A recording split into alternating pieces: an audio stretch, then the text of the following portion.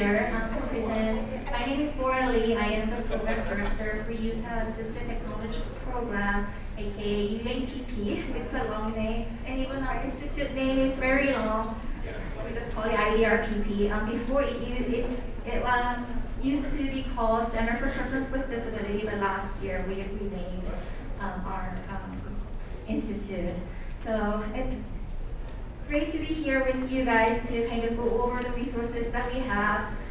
We are the AT program for the state of Utah. So there are other similar programs across the nation. So if you're not from Utah, you can always reach out to your state AT program. So we serve individuals with disabilities of all ages. And because we are a statewide program, we serve from northern Utah to southern Utah and eastern and we cover all areas. So the AT Act of 2004 requires that the state AT programs to provide AT devices and services available and accessible to individuals with disabilities. And there are 4 state level activities that we must follow, and they are state financing, device demonstration, device loan, and utilization. So the first one is state financing. We help people to afford devices and services. Well, we don't provide direct payment. However, we partner with ScienceTech in Utah to provide a low interest loan for larger purchases such as adaptive band, hearing aids, home modification, and so things like that. So what we do is we pay 2% of the interest that the individual will be receiving. So prime minus the 2% interest. So it definitely lowers for people to purchase the larger amount items. We also provide small grants up to $500 for individuals who qualify. So not everybody will qualify, but definitely there are many individuals that benefited from receiving the small grants, and it does come from state of Utah.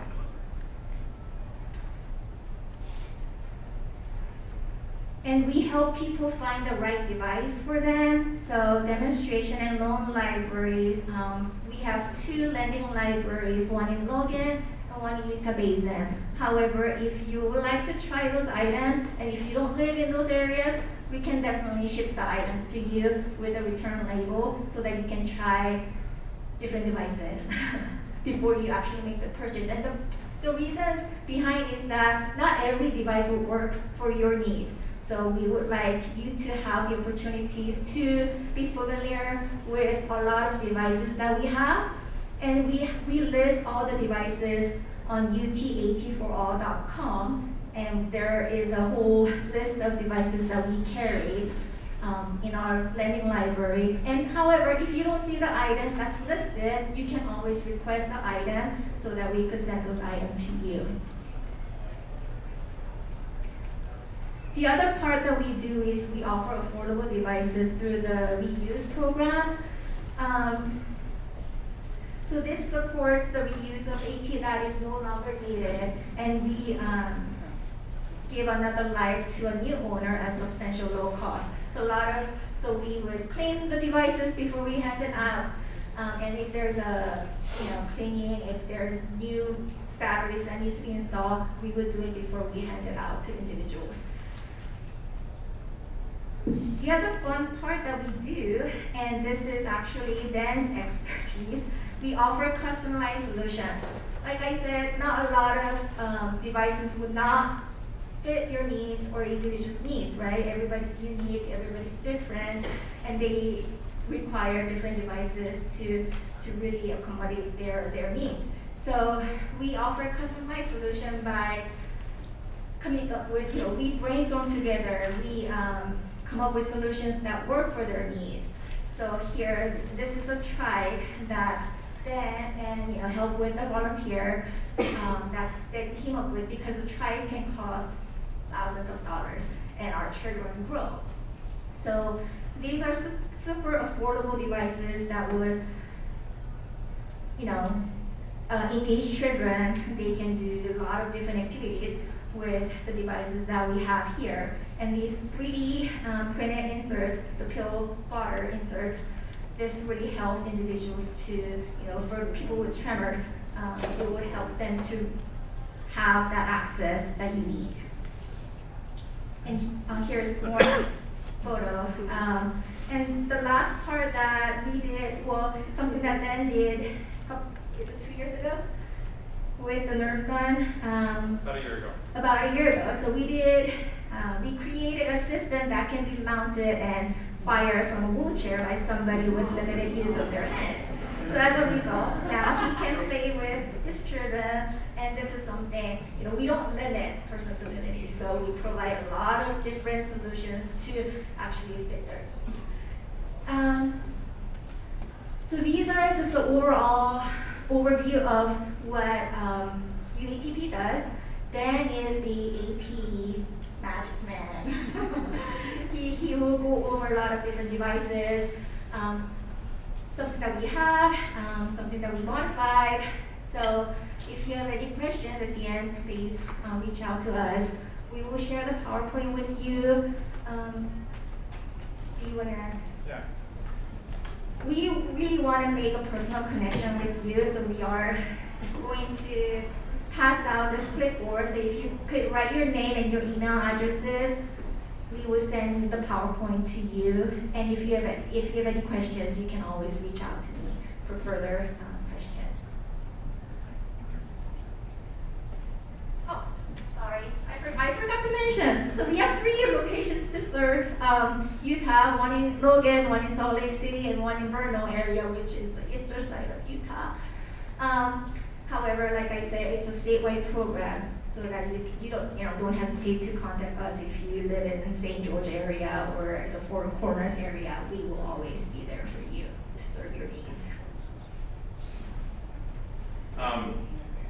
So, again, like you said, studying mechanical engineering, and I want to bring that up to kind of start. As I've been attending sessions, so we've all been, a lot of this has been more medical-based solutions, and this is a very non-medical-based solutions presentation.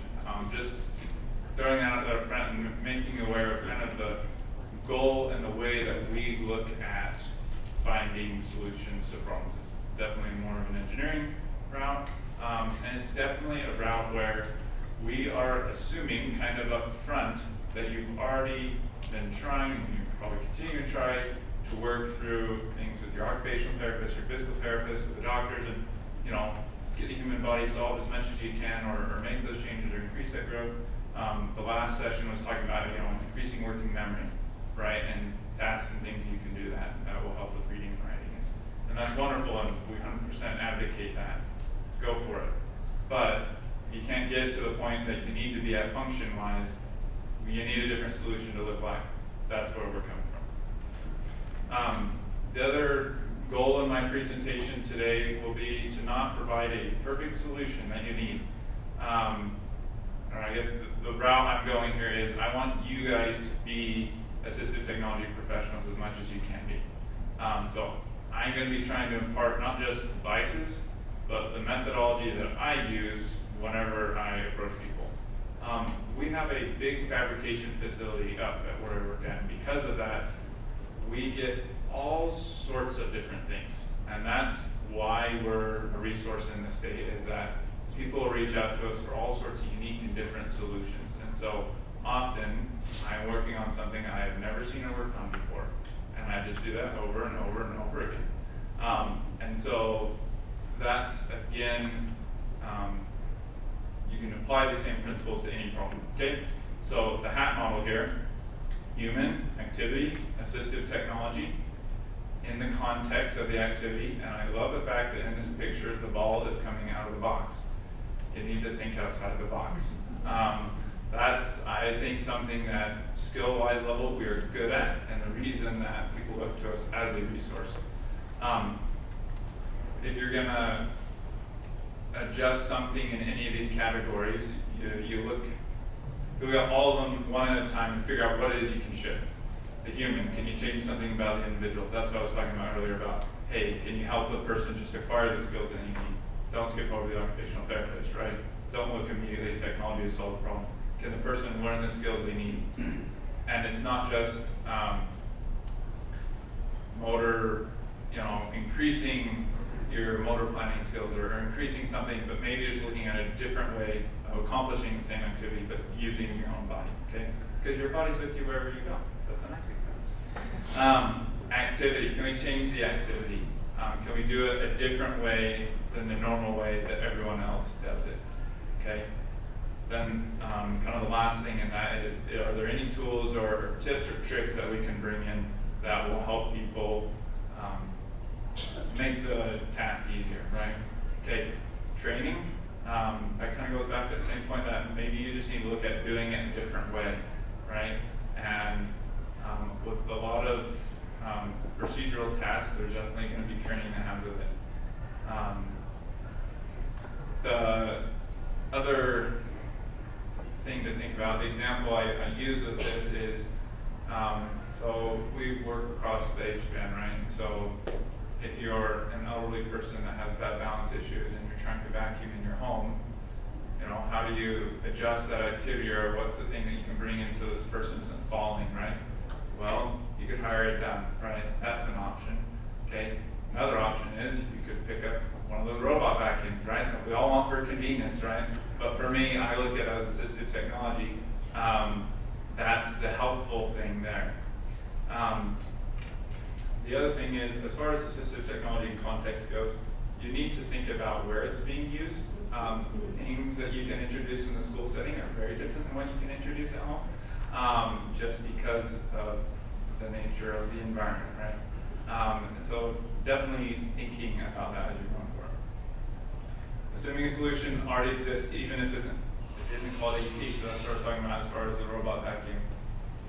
Look for things and look at them as far as their function and what they accomplish, even if it isn't focused for people with disabilities. Today, I'm going to be going over a bunch of different categories here of assistive technology.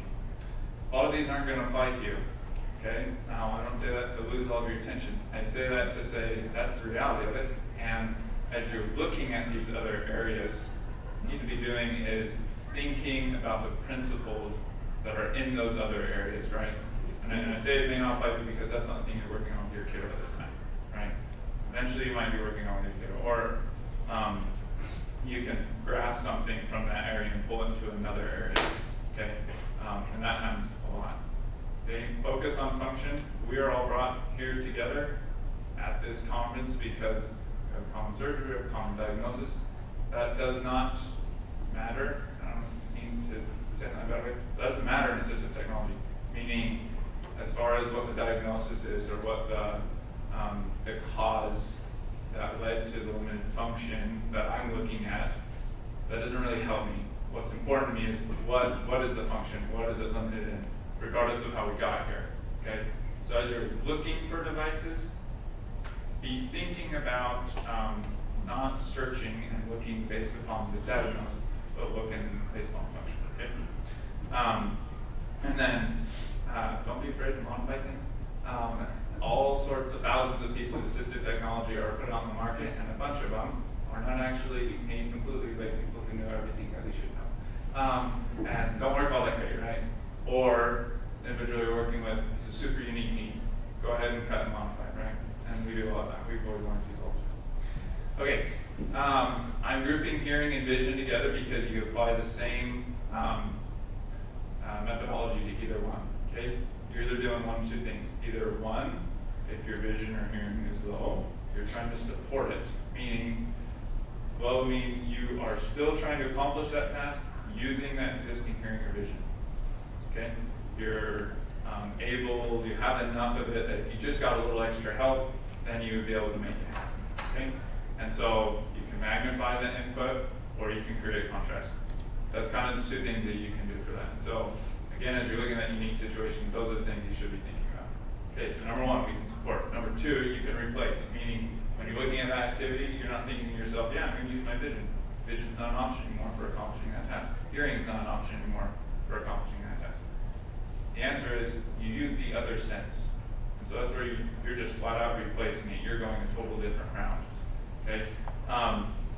And this totally happens a lot, especially when it comes to computers. If vision is bad, use hearing. If hearing is bad, use vision. Those two will alternate between the two as far as which one you will use to compensate for the other. Here I'm going to try and touch on a couple examples of assistive technology within this category. I'm going to keep doing this in each of the categories. Again, I'm not going to hit on every piece of assistive technology out there. Hopefully it'll give you some ideas of different things that are out there, and hopefully from the end of it, it'll kind of broaden horizons. Okay? First thing we have here on the left, communication tips on hearing loss. There are lots of things with hearing loss without even introducing unique technology that can enable people to communicate, which is the big main goal and obstacle you're trying to overcome. Top middle, you have hearing aids. That's wonderful. We can basically apply the assistive technology right to the person. There are a bunch of different kinds out there. You definitely want to get one that has a T-coil in it so that you can link it with all sorts of technology nowadays. You can get a cochlear implant. Cochlear implants are great. They are not the end-all be-all solution. It is not perfect.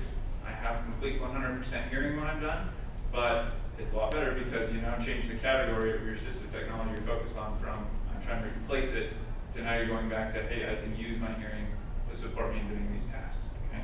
So it kind of brings hearing as an option back online. Down in the middle there, we have neck loops, and these are again an example of a pairing technology that would go with the T-coil and the hearing aid, so that you can listen to people or do other things. And that is kind of the main go for most technology nowadays, is being able to attach a T-coil. Bottom right, that is telephone. That telephone will caption everyone calling in. Okay, so if someone's calling into you and you're the one who can't hear, you can see what the other person is saying and you would talk back to them. That's how that technology works. Generally, this is going to be someone with low vision, not someone who was born deaf. If you're born deaf, it's not requirement by any means, but generally at that point you have a hard time also speaking. So at that point, the other person, you can't just talk back to them because they won't understand you, right? So you need a different technology. Okay, there is technology. Here we go.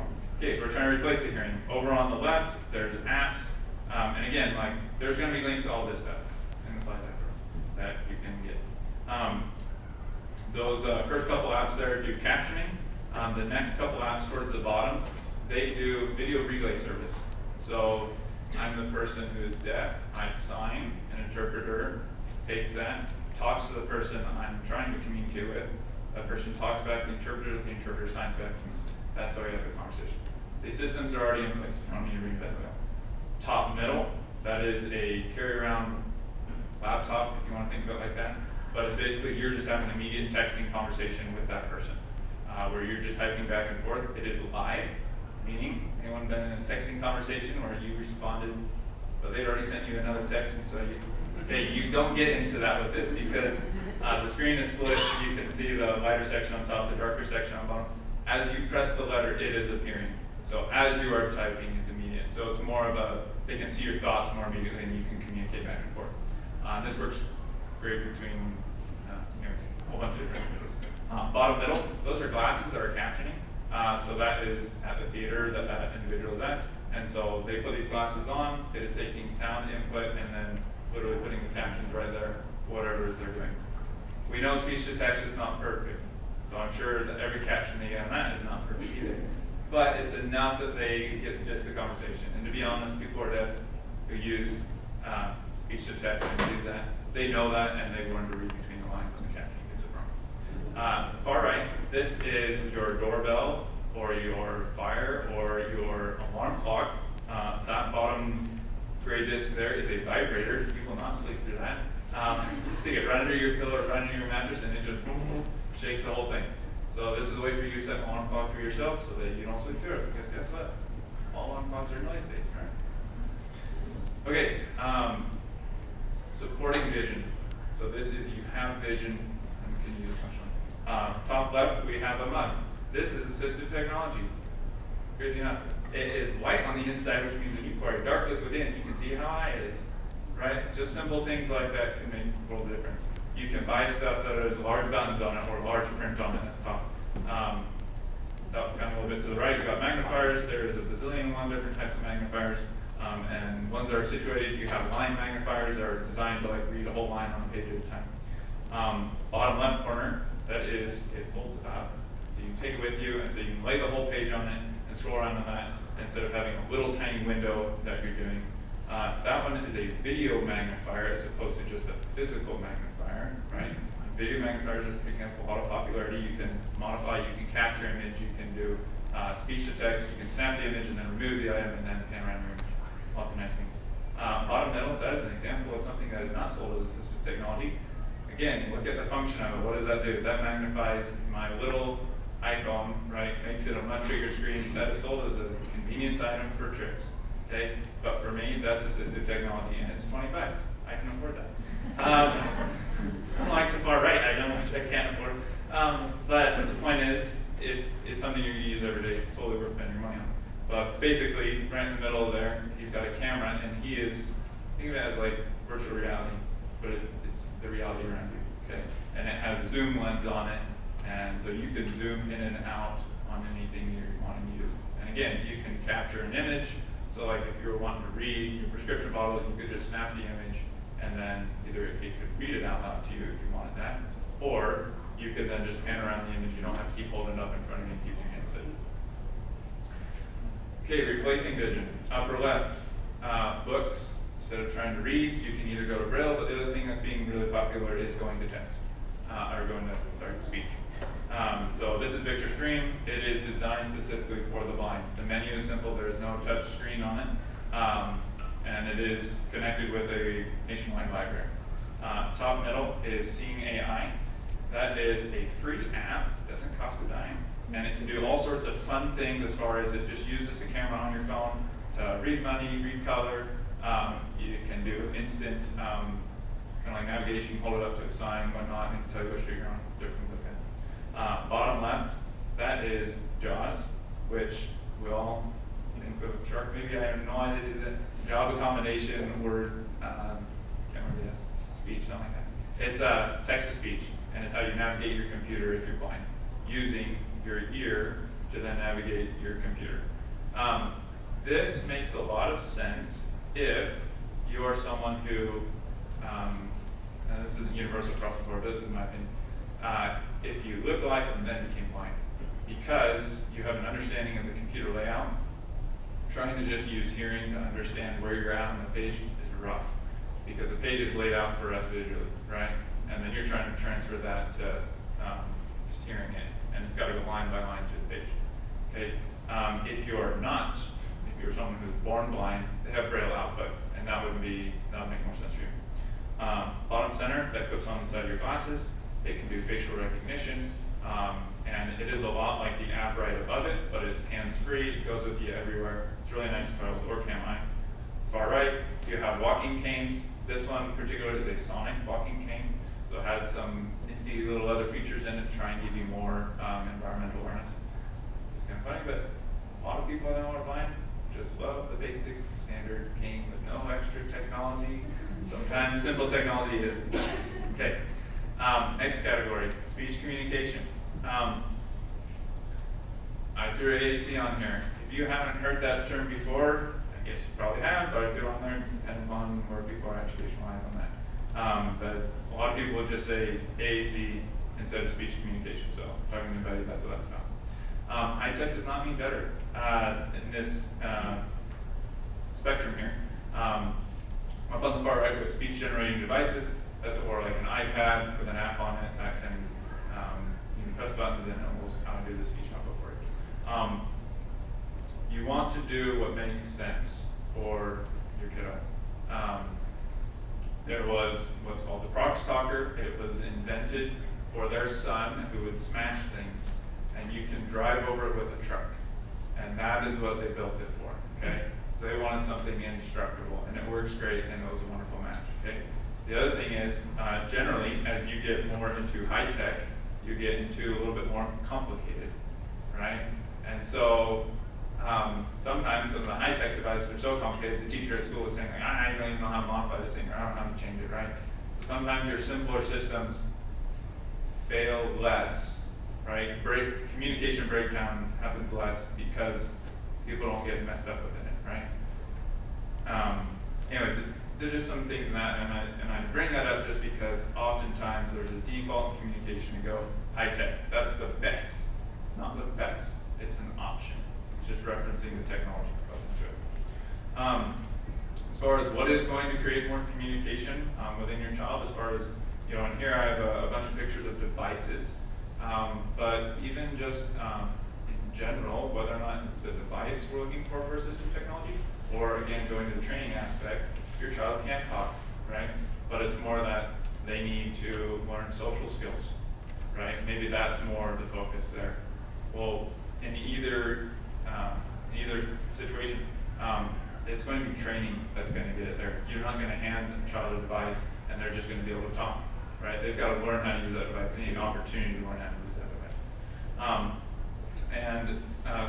One thing I want to point out is in the bottom left, there's these message communicator systems. So the red and the green buttons there. The red one is you push the button and it says one word or one message, okay?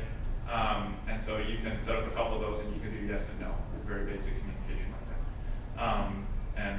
Cognitively, if that's where you're at, then great, that's a great solution for you. Or maybe that's something you put in different positions around your home, knowing that those are going to be common requests that we're going to ask for. The next one, the sequential message communicator, that one is you set it up prior to the activity and they can step through it. So an example is a joke, right? You press the first button, it asks a joke, and then it has a punchline. Okay? The other way that you can use that, though, is you can use that as an instruction, meaning they wake up in the morning and you're wanting to walk them through the process of dressing themselves. You can have that sitting there and they can push it, and they're obedient, right? And they can go and follow that task, right? And then they hit it again and they can follow the next task. Again, independence is a focus of when I look at assistive technology. We'll allow them to do stuff by themselves without having to have someone right there. I don't have it here on this picture, but a different version of this is people will put motion sensors around their home, and they'll have auditory cues for their child that will go off when they get to a certain part of the home. An example is the front door when they're trying to run away or something like that. Or like they are going out and about, right? So there can be an auditory cue that will say, hey, go to your bedroom, and they'll try and go to the bedroom. Or something else, something like that will change it. Or maybe it's something that will help with that. Okay. I threw this in here. Again, this one, I don't think it's going to be used near as much for, as I've seen everyone and your children here. But I'm going to bring it up and just go through it anyways. Upper left corner, we have eye gaze. You're using your eyes, tracking where your eyeball's looking at, and that's how it selects something on the screen. Bottom left corner, you're using a pointer, a head pointer strapped onto your head, and so it does the board. This is nice for situations, again, where you want to go more low-tech than high-tech. This does require a communication partner, meaning someone has to be there to see the message, right? It's not going to have an auditory output on it. In the center here, we have head tracking. So it's trying to grab the head and track it, and there are free versions of this, but it's just a software. And these are different ways to control, or at least the eye gaze and the head tracking, to control the mouse on the computer screen. So, and from there you can control your communication device. That being said, you can, if you notice something title, I say for AC or whatever, because any of these are controlling computers. You can control computers, you can control a lot of things outside of communication. Far right corner, there are a bazillion and one switches out there. There is switches designed to match with every motion of the human body. Okay? So if you can blink, we can hook a switch up to that. If you can breathe, we can hook a sip and puff switch up to that.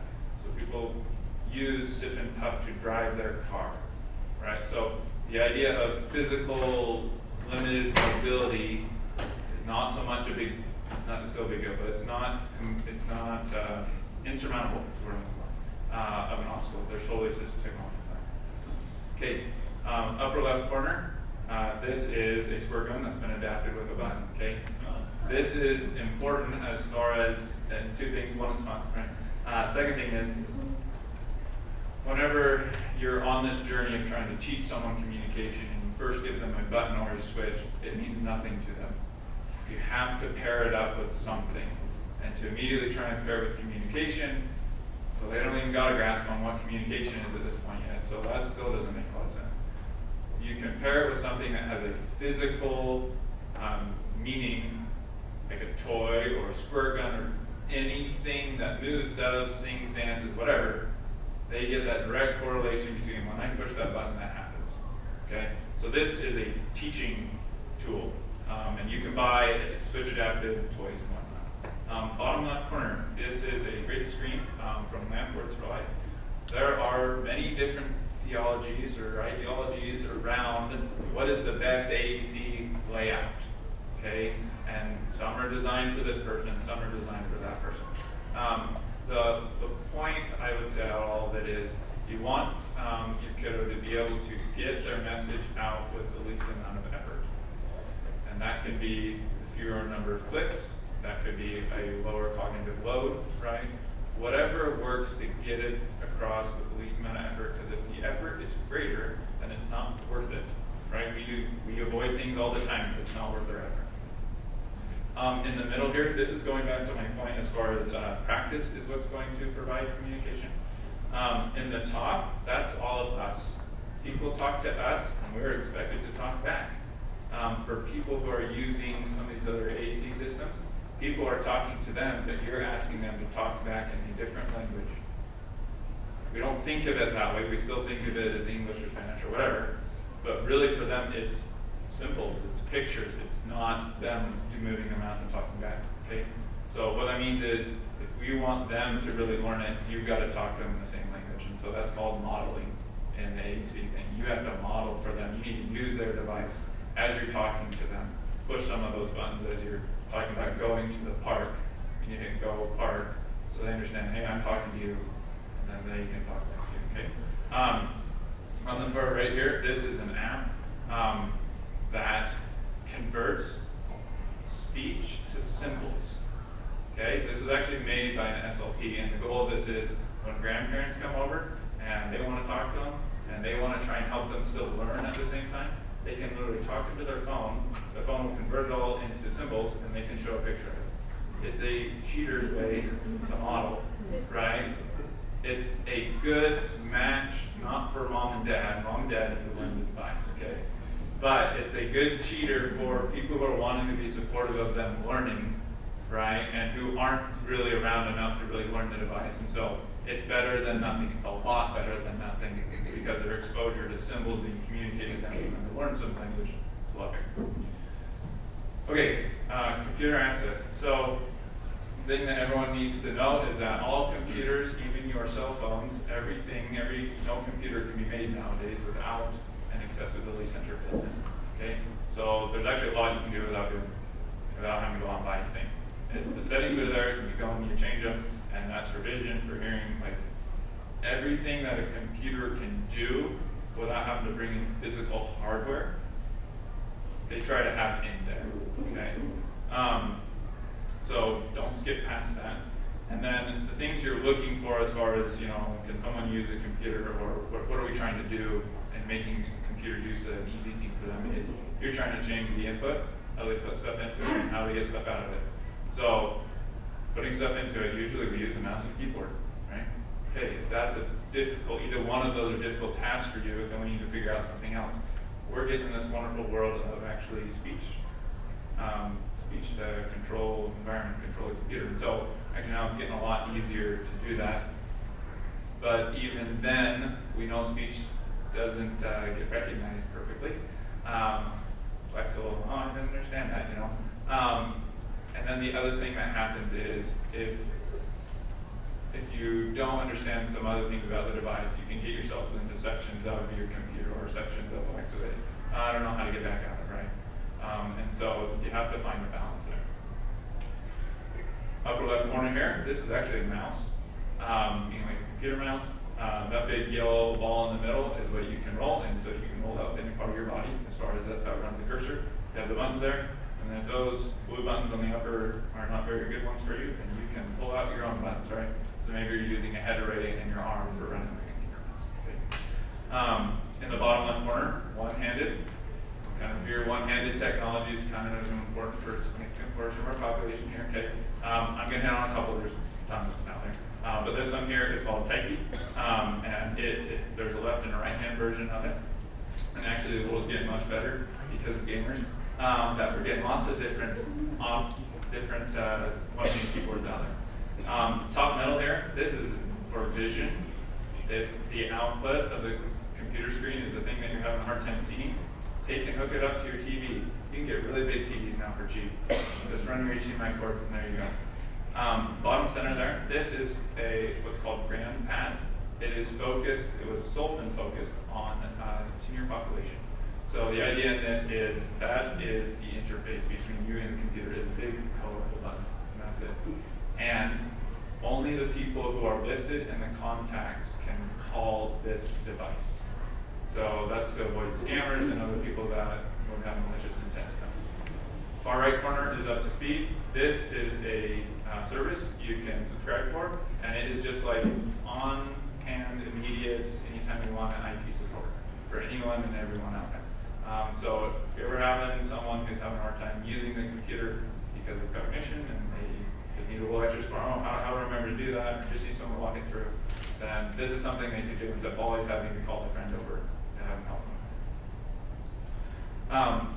As I was looking at adaptive mice, you never know what you find on the internet. This is something I found and couldn't resist throwing it in here. And the other tip that is coming out of this is, again, going back to if you're looking for assistive technology, don't always just look labeling it assistive technology, look at function. Gaming mice are great for one-handed individuals because it has buttloads of, you can program it and have buttloads of shortcuts on it because they all have extra buttons already built into the mouse. And they're like $20 or $30, right? Cheap, affordable, and well done because every gamer wants it really nice, you know. Okay, daily living. This one, I'm going to kind of reference this all back to that HAT model I talked about at the beginning, human activity assistive technology. This is like a huge category of what falls within this. You want to look at figuring out how to help you do the activity without bringing assistive technology. And I bring this little example up of there's a gal that lives in Logan, and she has 2 fingers on each hand, and then she has a short forearm, so it's like 3 inches long, right? And so when she first came out, I thought, well, you got to have adapted everything. So no, I figured it out. She has very few things that she's adapted. She's figured things out. She came in, she's like, well, I need you to adapt a brace for me because they don't sell braces for 2-fingered people. Okay, so we adapted a brace for her. But for the most part, she drives, she does a lot of things just by herself, okay? So if you can figure out how to make people in the body do it, make the task easier. I'm going to use the example of buttoning up your shirt for this one. The bottom middle, you have a button hook there. That is designed, the little wire there you can see on the upper left of it. You slide that through the hole, hook it around the button, pull it back through the hole, and you're done. Pop it off your button, and you've done up the button on your shirt. It's great for, if you don't want to find motor skills tips or get that tip thing. So that is how you would make the task easier, okay? So if they don't want to find motor skills, then maybe let's do it differently. Buy a snap-out shirt. That would be doing it differently, and that would just be replacing the task with something else, okay? So again, thinking outside the box, figuring out ways that promote independence. And then this is a pun on, there's an app for that. Again, don't recreate the wheel. There's been solving these problems for a long time now. And so there is, especially within daily living, there are all sorts of things that you can get for that. Upper left corner, this is not sold as assistive technology, but it totally can be if you're good at a hard time brushing teeth, okay? This particular one comes, the top U-shaped part pops off, and you put the toothbrush on. It's an electric toothbrush. And so you can use it either in the normal electric toothbrush configuration, or you can just do the whole mouth thing that you just stick in your mouth and clamp down on, and it does all the teeth at once. Okay?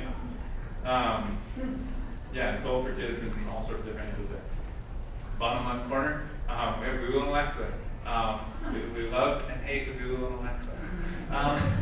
They can be very helpful.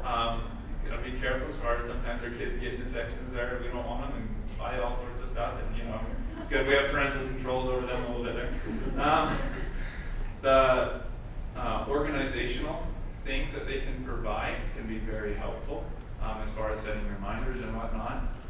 And what's nice is that they can do so much. Meaning, instead of having a bunch of different things, you can have one, and if they get good at using it, and you teach them a couple skills that they can use it for to help them with their life, that's a great fit there. In the bottom center there, we have bidet. Bidets have been probably one of the best things for people who have a hard time reaching or wiping or whatnot. It works well, it's inexpensive. And for all the different toileting assistive technology, that is the one that people come back and said, this works. Bottom right there is a one-handed belt. So you start by hooking the belt on one of your belt loops, feed it through all the loops, and then it just velcros on. That's it, you're done. Top middle there, that is the OB self-feeding device. It runs off of a couple switches, it reaches over, scoops, and then you predetermine an end position for it. And there you go, you can do self-feeding. And you can rotate that turntable. You do have to prep the food for it a little bit, meaning the items have to be small. It doesn't do chopping for you. Okay. Far right, this is tremor, weighted tremor glove. So this is designed just to add a little bit more weight, but it doesn't have anything on the palm side of the picture. It's just those loops, and so your hand is solely free and able to do what you want. Bottom right corner, liftware spoon. Doesn't matter which angle you turn that thing at or rotate, that spoon will always stay level. Learning cognition development. This, you were in the last session, right? Before this was a huge focus of that session, right? We were learning on that. Here, this is going to be a lot more of things that you're going to be focusing on in school. And there's assistive technology for this, but it's very unique and individualized. And there's really kind of just a couple concepts I want to hit on here. First is the earlier the better. The younger you can start, neuroplasticity is great. You all know that, and that's why we kind of do things earlier. And also that if you have surgeries, if you have seizures, you want to take care of that earlier so that you don't lose as much cognitive functioning as you can, because that's damaging, right? As far as any of the cognition AT that you can implement into that, you want to do it as soon as you can, because it's a trial and error thing as far as finding what the best fit for him is. And so you only get better at that over time. Gradual release of responsibility here, the point is that you have to do things in repetitions. And again, what was said in the last presentation as far as being explicit, being very direct and very clear is what's going to be the most helpful there.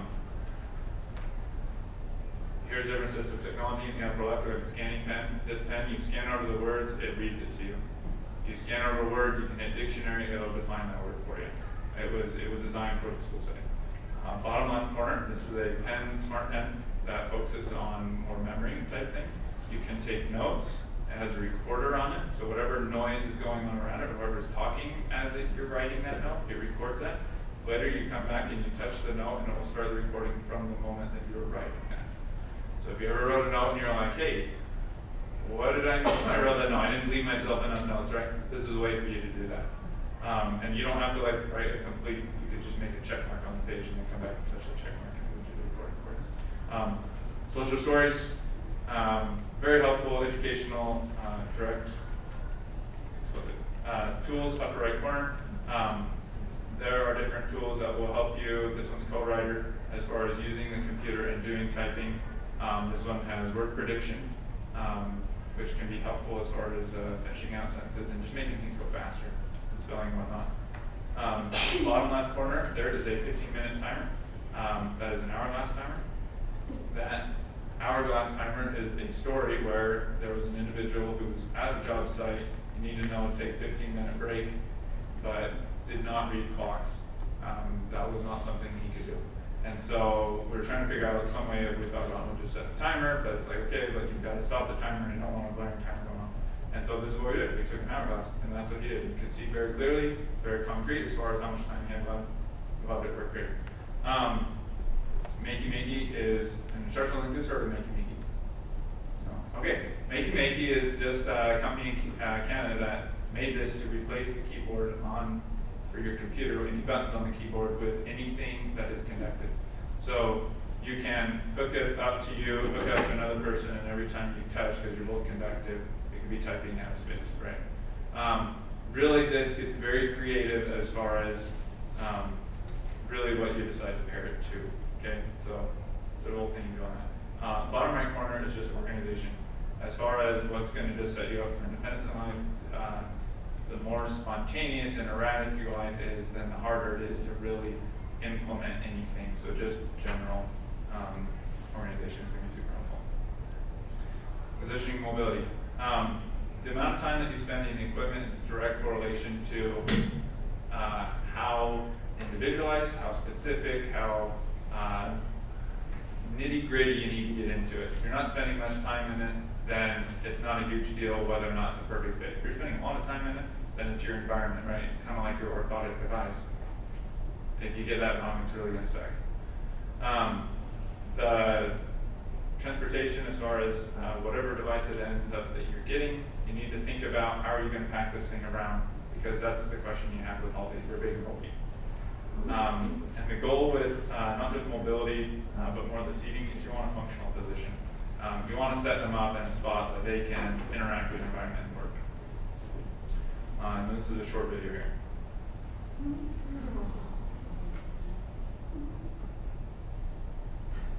So that big yellow button that she's got there, that's how she's running against. This is a Go Baby Go program. It's a nationwide program of taking electric cars and adapting them. Anyways, she loved it. She took right to it. But adapting them for kids. So basically, this is a stepping stone to a power wheelchair. And this is a great way to verify to insurance that there is cognitive reasoning enough there to operate a power piece of equipment before they will fund a power wheelchair for kiddo. Seating positioning. Far left, we have the tomato chair, or no, I'm blanking on the other one. Tomato chair's fine. You're going to make me want to remember it. There was one that came out before this. Tumble form, that's the word. Tumble form. Anyways, works great. Does a lot of positions. It's nice and plush and soft. The next one over is actually one that we made out of our shop. This is an example of something that therapists came to us and said, look, we want something that's affordable and we want something that's super adjustable and can work for a long time for kids. So that one, it looks like Swiss cheese as far as the back of it goes. There's a bunch of holes in it because we made it so that therapists can be able to move around that seating however they want. The cost of materials for that's $100, and the idea is that any parent out there can make it. The next point, head support, that I want to hit on is just as far as the kid in a seating system or in kid or adult or whoever, right? If your head is kinked over, you don't get much brain blood flow. Okay, getting that head in the right position and the eyes up to where you can interact with your environment, huge and very important. Don't miss it. Standing. Again, I don't know, this one's super important for our group in here, but standing is important for blood flow and tons of body function there. So that was more talking about seating. This is more talking about mobility. Upper left corner, we have a gait trainer. 5 minutes, perfect. Okay, thank you. The bottom left corner, we have what's called the wild thing. This is totally not sold as assistive technology, but it's totally something out there that can work really good for kids.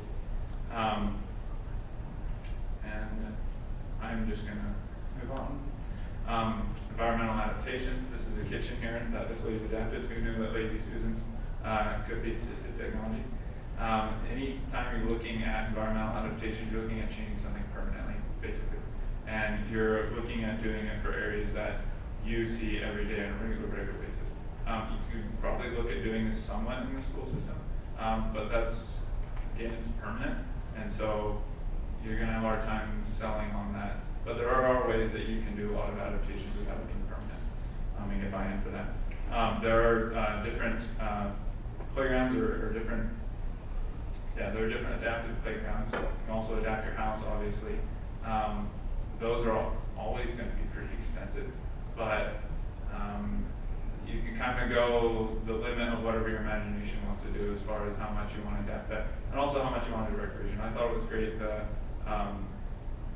connect 4 in a row that was out here for the kids lab. That was wonderful. That was a lot of fun. Top middle there, that's more supports for being able to pull yourself up and about. I would say kind of more important or pertinent one. bottom right corner, that's the push-pull-twist knob. So that is a knob that as you're walking up, your hands are full, you can just bump it and it opens. Okay, it's a totally locking knob, but instead of always having to twist it to open the door, you can just push on it and it opens the door, or you can pull on it if you're on the back side and open the door. Anyway, just kind of a nifty thing there. As far as driving goes, there is a lot in there, but it is pretty complicated, and so you definitely want to get a professional on that. Important thing I want to hit on is just that upper right corner. That is someone who's using sit and puff to be able to drive their car. And then in the bottom right, there's a program called Agribility that is nationwide for helping people in agriculture to be able to get into equipment. So it's not just limited to wheelchairs. We are going to be seeing a lot more of this with the National Ability Center that we see tomorrow. Okay. The thing I would say on this is it can get pretty expensive, and it also can get pretty unique. So connect with whatever your loan program is that closest to you, and there is a loan program for adaptive technology in every state, or adaptive recreational technology. And then the other thing I would say is whether it's games or whatnot, you want to bring it in gradually, because sometimes we jump to trying to solve the problem, everything for them. But really introduce one modification to the activity at a time and let them try to do it, okay? Don't try and solve everything for them. Far left, there's Adaptive Gaming, nationwide network for that. The center, they make sidecars for normal bikes. Someone had a lot of fun and adapted this one for a motorcycle here. And then the far right, that is actually a group of scouts. I'm sorry, the picture is pixelated there. A group of scouts that took a camping chair and strapped it to a stretcher, basically, so that their child could be able to go with them on camping trips. And we're actually working on one right now for someone else that can appreciate that. See that a lot more in National Ability Center. There is nationwide AT fabrication centers. So ours is one, but again, there are many towards you. And so if you can't find something out there for sale, then you just need to go to the drawing board and figure out something you can fabricate. Okay. Sorry I sped through that last part.